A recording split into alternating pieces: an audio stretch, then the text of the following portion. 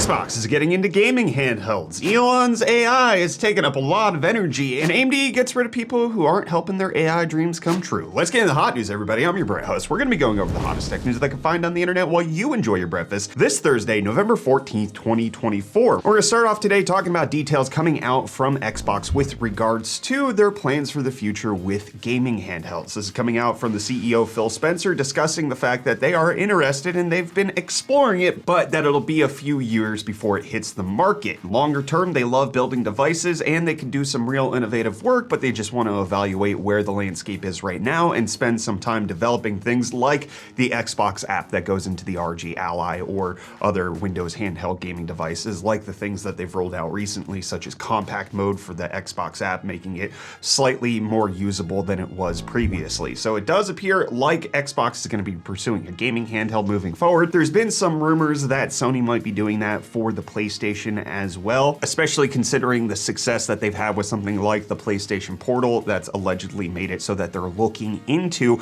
coming out with a more dedicated handheld gaming experience. And now it looks like Microsoft is confirming that they're doing that. But one of the things Microsoft also confirmed that they're doing is looking to acquire more studios. They've spent $69 billion on Activision Blizzard. They've laid off 2,500 people this year. And so, of course, they're looking to acquire more companies. The Xbox business has never been more healthy, according to Phil Spencer, making it so that they have money to go out and acquire and continue to grow and do all of the things that they've been doing already. Just don't ever expect that your job's safe there. It'll be hard to sleep soundly, but you can sleep soundly with today's video sponsor. I know I'm not alone in this, but I'm just gonna say it. Sometimes I don't sleep well. Thankfully, these awesome little sleep buds exist, and they're made by Oslo, who's also sponsoring this video. Oslo started with the goal of bringing science-driven sleep to those who need it. Oslo's sleep buds are not simply just earbuds. These tiny guys are designed to mask sleep-disrupting sounds, all while replacing them with any sounds you want to stream. The sleep buds are also super comfy and have an all-night battery life, almost like they designed them for sleeping. Waking up during the night is typically my major issue affecting my sleep, so being able to mask noise with the soft and squishy design of the sleep buds allows me to block out exactly what's waking me throughout the night. I find I also fall asleep faster when I can stream calming sounds or relaxing music without disrupting anyone around me. Coolest of all, the sleep buds have biometric sensors to know when I fall asleep, then switch over from whatever I'm streaming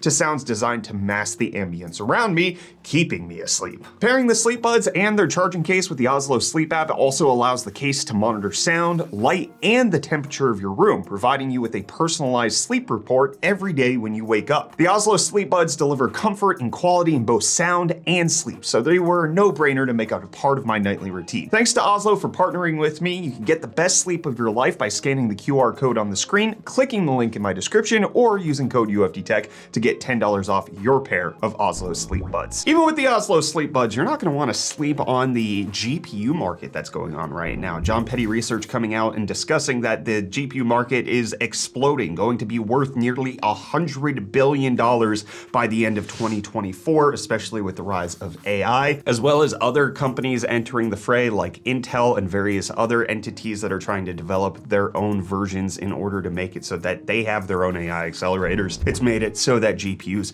are just a massive economy in and of themselves. And one of the reasons for that is something like this. Elon Musk's XAI data center, which has 100,000 GPUs, has now been confirmed to be able to take 150 megawatts of power off of the grid. This is being confirmed by the Tennessee Valley Authority, making it so that they can get that 150 megawatts that they need. It's been estimated that they might need up to 155, but they've only had 8 megawatts of power for the last little bit that they've been running, and they brought in giant generators in order to make up the difference in the amount that they needed. So the gigafactory of compute, the XAI Colossus, now will be part of the Tennessee grid, making it so that it's actually being powered off the same power lines that you and I suckle from. And Reece wants to suckle less from your wallet by giving you the best tech deals. Yo, welcome back to UFD Deals, bringing the hottest tech deals out on the internet, but we're actually keeping things cool today, starting off with this Cooler Master Hyper 212 Spectrum 2023 ARGB CPU air cooler, which you can pick up for only $10.49, making it $7.50 off. But then keeping with the theme, we have this Corsair IQ Link H15i, which is a 360mm AIO CPU liquid cooler, which is going for only $124.99, making it $125 or 50% off. And then lastly, today on the Team Blue side of things, we've got the MSI Mag Z890 Tomahawk Wi-Fi gaming motherboard going for only $239.99, making it $60 off. But hey, with that, the deals are done. You can find these and more linked in the video description down below. But until next time,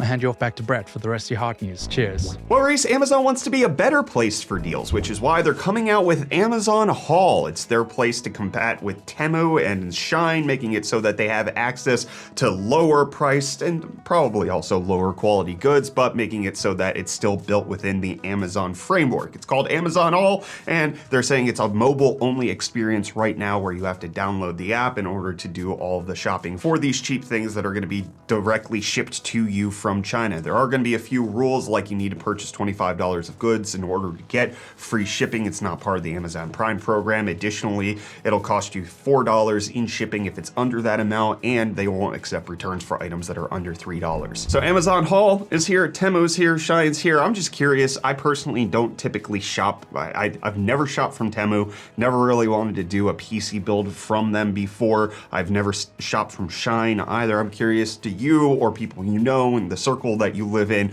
are they actually using these platforms in order to purchase things that get shipped directly from China? Curious to hear what you have to say about that down below in the comments. But while Amazon's trying to distribute goods, you're not supposed to distribute national secrets, and that's exactly what one person did via a Minecraft Discord, and now they've been sentenced to 15 years of jail for the sharing of the classified documents. The classified military documents concerned Russian and Ukrainian troops, and once it hit the Minecraft Discord in 2022, it then got spread to various different corners of the internet, other Discord servers, 4chan, etc. At which point the FBI raided the home of the person who initiated the sharing of these classified military documents, but now they have been sentenced, and it'll be nearly 2040 before they make it out of prison. But AMD also sentencing 4% of their global workforce to layoffs, which according to the latest headcounts that we've had of AMD's employees is going to be roughly 1,000 people across the globe. And when asked why AMD was doing this, especially coming off the backs of an amazing Q3 earnings amount that they had, despite the fact that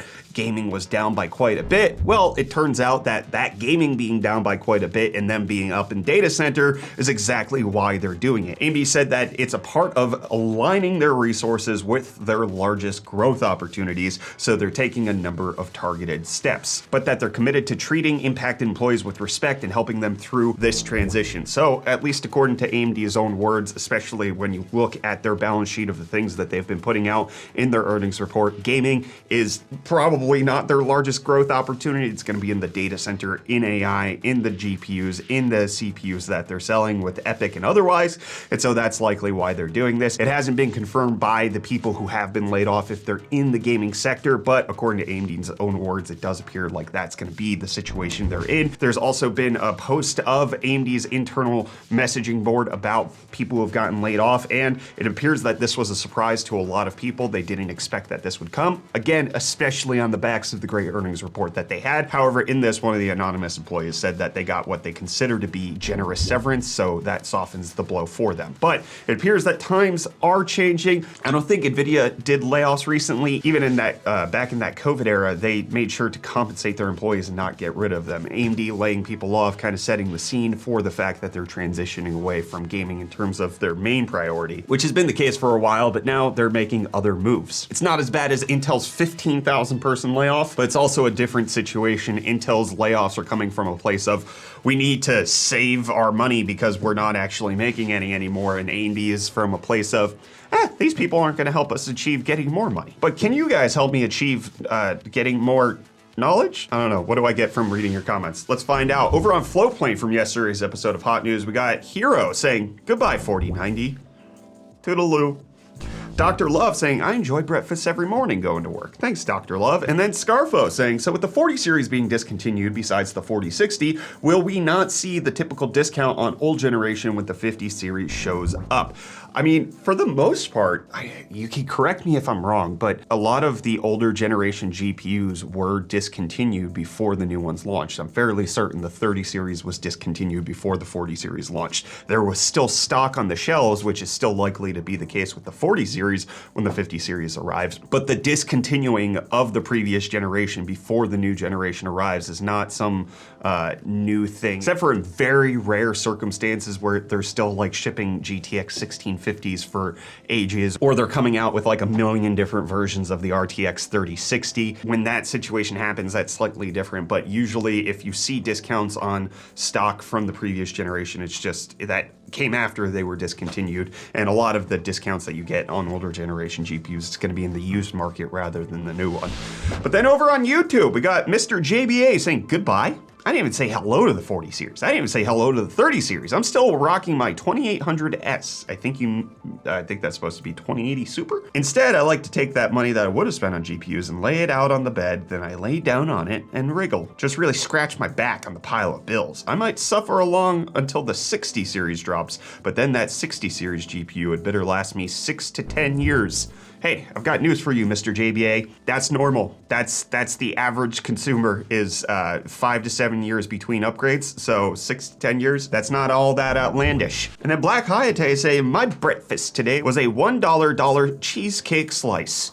Nice. And then Druv saying, goodbye RTX 40 series, you won't be missed at all. I'll kind of miss it a little bit. 4090 was way better than the 3090 Ti. I really liked it when I got to do that upgrade. Then Megalodon saying, I have the i9 12900KS and it is a beast. Got it for $250. I am somehow lucky and also get amazing temps with my 240 AIO. Paired it with a 4070 Tisper, very happy. The 12900KS, if you got it for $250, great deal. Obviously, yeah, the cooling's the thing that you'd have to worry about, but even the deal that Reece gave yesterday in UFD Deals for $240. That's a great processor for $240. That's a Ryzen 9600X price level, but you're getting a 12900KS. I think it's a good deal. And then Anonymous Gamer saying Windows XP looking damn. Didn't thought I'd hear that. I did listen to what I said. I said Windows XP looking app, but I did not enunciate clearly, so what you heard is actually what I said. It's not what I meant, but that's what came out of my mouth. And then Sad ECU saying that Eminem is mewing.